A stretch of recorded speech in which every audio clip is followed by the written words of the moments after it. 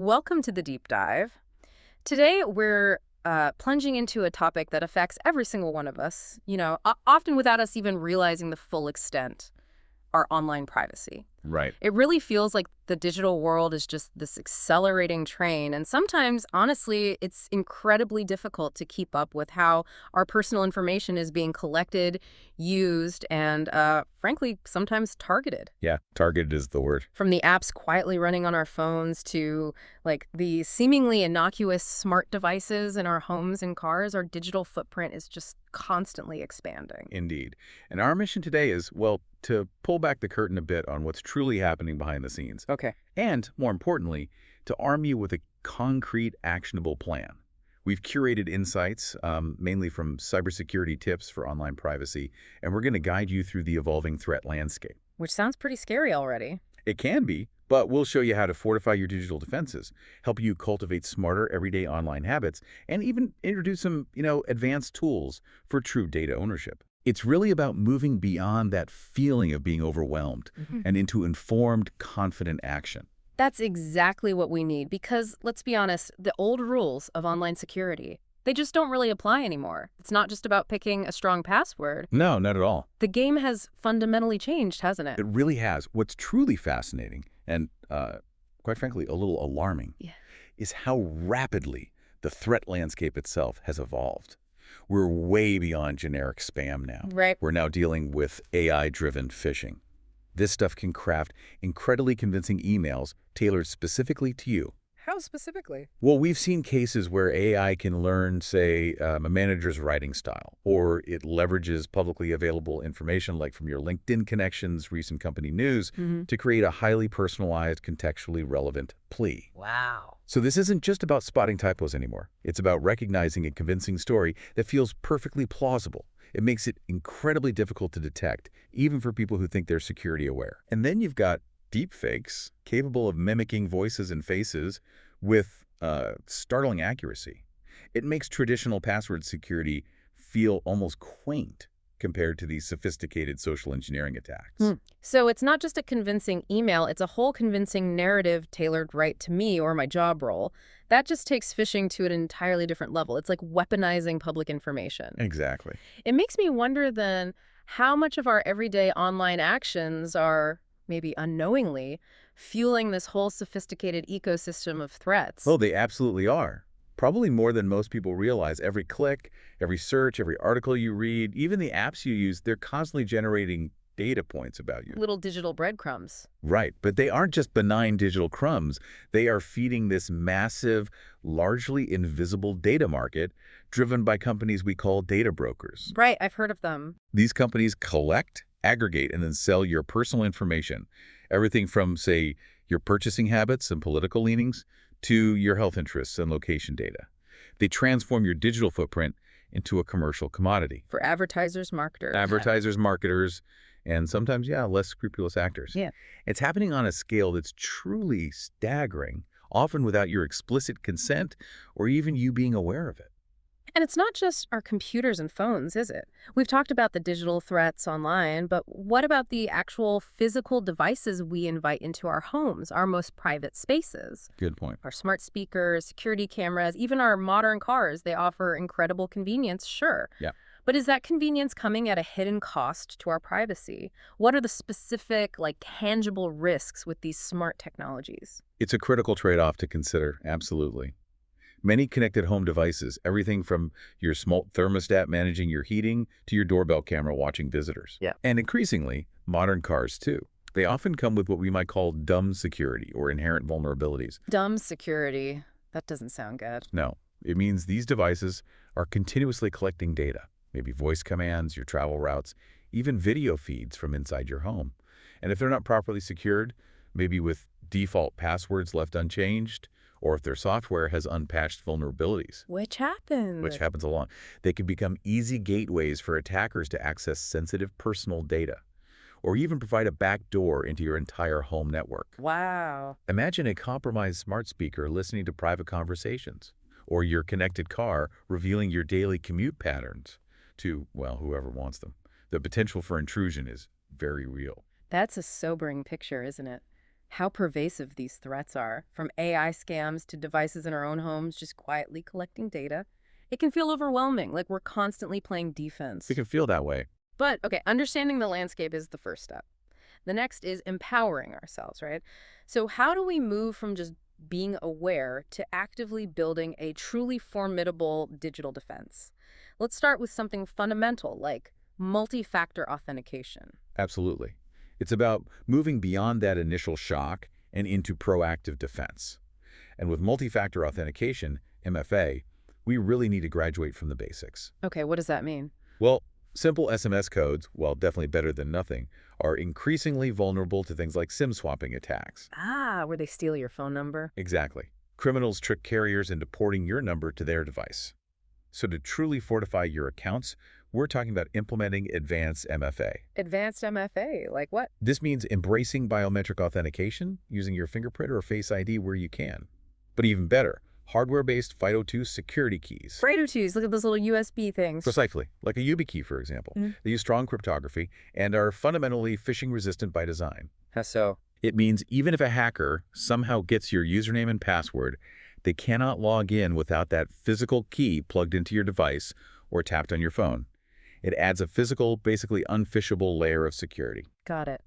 So MFA is a definite game changer for account security. But let's not overlook the basics, maybe. People often wonder, in this complex landscape, are strong passwords still truly foundational? And if they are, how on earth do we manage them all without feeling completely overwhelmed by constant password fatigue? That's a really critical point. Strong, unique passwords are still absolutely the bedrock of individual account security. The problem isn't whether they're important, it's the human inability to create and remember, dozens of complex, unique strings of characters. Totally. I can barely remember 3. Right.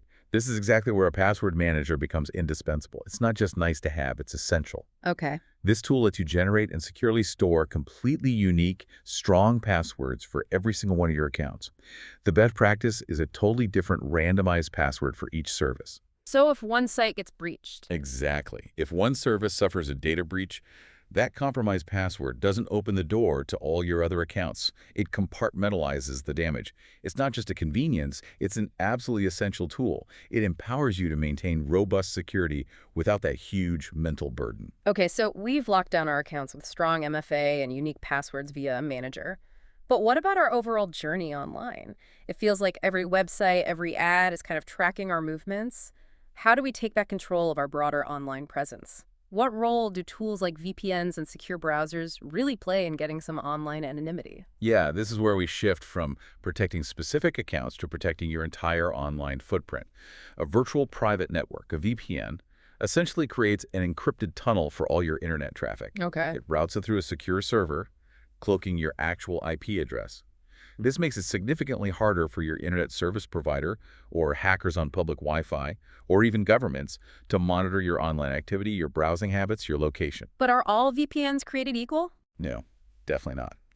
For those looking for real privacy, it's crucial to pick a VPN provider with a transparent no-logs policy, meaning they don't record your activity, and ideally a history of independent security audits.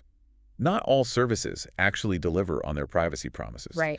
And when you pair a good VPN with secure browsers like, say, Brave or Firefox Focus, which are specifically designed to block trackers, prevent intrusive ads, and manage cookies more aggressively, well, you significantly reduce your digital footprint. You make it much harder for those data brokers to build comprehensive profiles on you. Okay, that makes sense. Beyond the technical tools, though, a huge chunk of our digital lives happens on social media. It often feels like this constant trade-off, privacy for connection. What are some smart habits we can adopt to genuinely reclaim control over the information we share there without, necessarily disconnecting entirely? It really starts with a comprehensive and, importantly, regular review of your social media privacy settings. Regular being the key word there. Absolutely. Most platforms offer a surprising amount of granular control, letting you fine-tune who sees your posts, your personal info, your photos, even who can tag you and stuff. But people just said it once and forget it, usually. Exactly. But these settings change, platform policies change, and maybe your own comfort level changes too. So you need to revisit them. Yeah. Beyond just the settings, maybe consider a social media detox. Even a short break can kind of reset your perspective. Or, more strategically, minimize your presence on platforms you rarely use, or ones that seem particularly data-hungry. The less information you intentionally put out there, and the tighter you control what is visible, the smaller your digital footprint.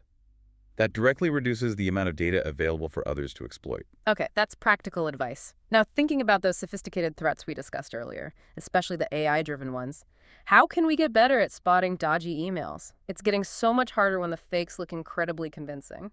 Email vigilance now absolutely requires a higher level of scrutiny, like way more than before. It goes far beyond just looking for obvious typos or weird sender addresses. Right. Sophisticated phishing attempts are highly convincing.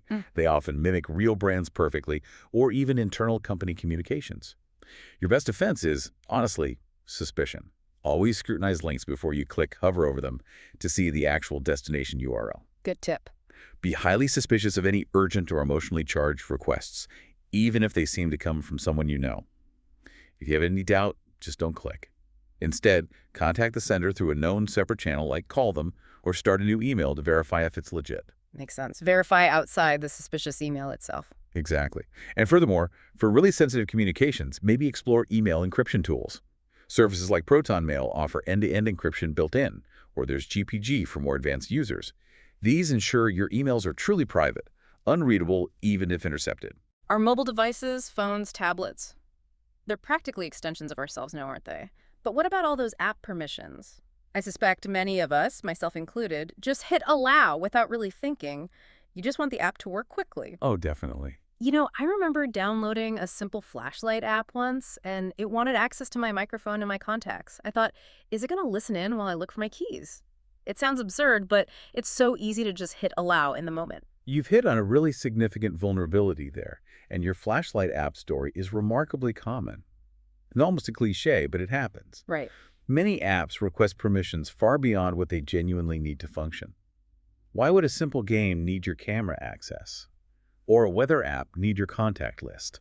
It makes no sense. So what's the risk? This over-permissioning lets apps collect vast amounts of data that can then be sold, exploited, or simply used to build more detailed profiles on you. The solution is simple, but it does require diligence. Regularly audit your app permissions. On both iPhone and Android. Yes, on both Android and iOS devices.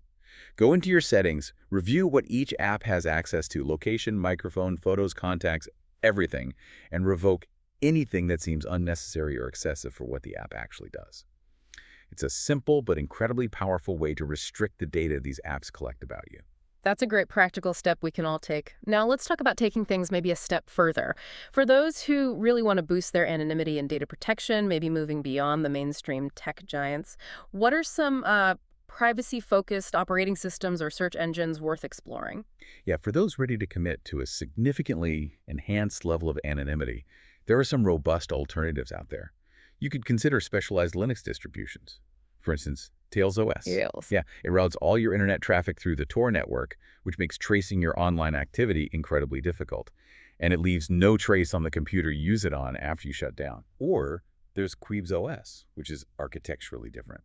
It compartmentalizes your digital life into isolated cubes, so if one part of your system gets compromised, it doesn't necessarily affect the others. That sounds complex but secure. It is. Yeah. And similarly, for search engines like DuckDuckGo or StartPage are built with user privacy right at their core.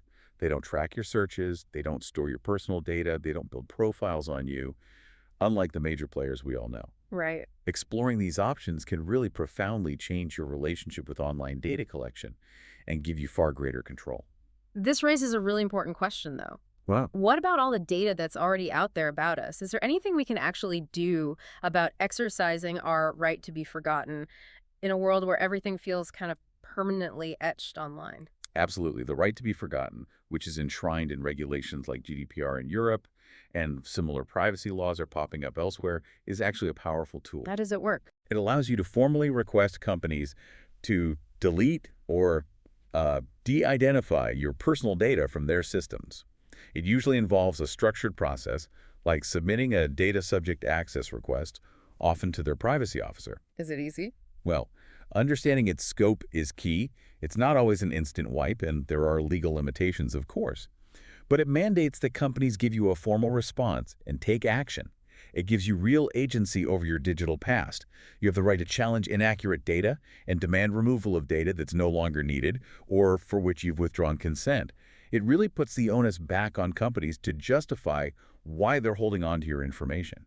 And if we connect this to the bigger picture, sort of look down the road, where's all this headed? What about emerging tech like blockchain and Web3? We hear them talked about a lot regarding, true data ownership. Is that just hype, just buzzwords, or is it a real potential shift? Well, if we connect this to that bigger picture, decentralized technologies like blockchain and Web3, they really aren't just buzzwords. They represent a potential fundamental paradigm shift Towards what? towards giving you, the individual, true ownership and verifiable control of your data, moving away from the current model where big companies control it all centrally. Okay, explain that a bit. Imagine a future where your personal information isn't just sitting on some company's server, vulnerable to breaches or misuse. Instead, it maybe resides on a secure encrypted ledger that only you control the access keys to. Your digital identity would be self-sovereign. So I decide who sees what. Exactly. Now, it's still in very early stages, nascent stages, right? Good. But these technologies hold the profound promise of a future where individuals, not corporations, are the ultimate custodians of their digital identities, deciding precisely who gets to see and use their data, and under exactly what conditions. It's really a vision of digital empowerment at its core. This has been incredibly insightful, seriously illuminating both the threats we face and the powerful tools we actually have at our disposal. But, knowledge alone isn't enough, is it? How do we turn all this information into consistent action? What's our privacy action plan for, say, 2025 and beyond? Right. The first, and arguably the most crucial step, is to establish a routine, regular security checkups. Like going to the doctor, but for our digital lives. Exactly like that. Think of it as digital health. Set aside time, maybe monthly, maybe quarterly, whatever works for you, but mark it on your calendar.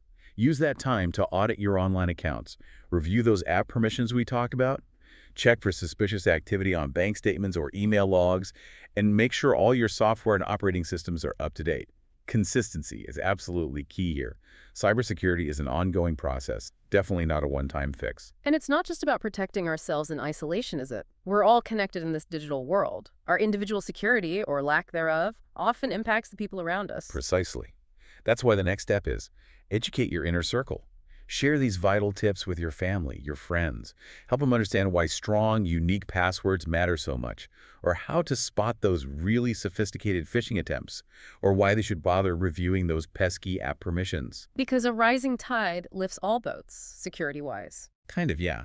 When you collectively raise the security posture of your community, your network, you genuinely make everyone safer.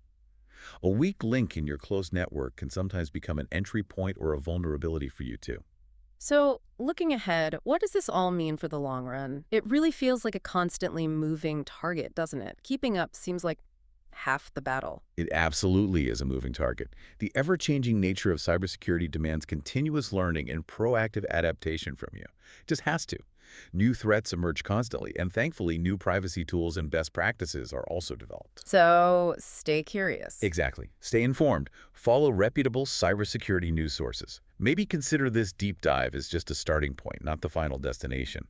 Cybersecurity isn't a set-it-and-forget-it thing. It's an ongoing process of vigilance, adaptation, and constantly empowering yourself with knowledge. This has been a truly illuminating deep dive into reclaiming our digital privacy. Hopefully, listening to this, you feel more equipped, maybe more confident, and definitely more empowered to take control of your online life. Don't feel overwhelmed by everything we've covered. Just maybe commit to taking at least one step from today's action plan. Even one small change can make a really significant difference. And perhaps this raises an important question for you to consider personally. As technology continues to evolve at this unprecedented pace, how will you consciously define and actively defend your digital self in a world that's increasingly built on your data? What personal boundaries will you decide to set to ensure that all the undeniable convenience of modern tech doesn't come at the fundamental cost of your privacy and your autonomy? Powerful stuff to think about indeed. Thank you so much for joining us on this deep dive. We'll catch you next time.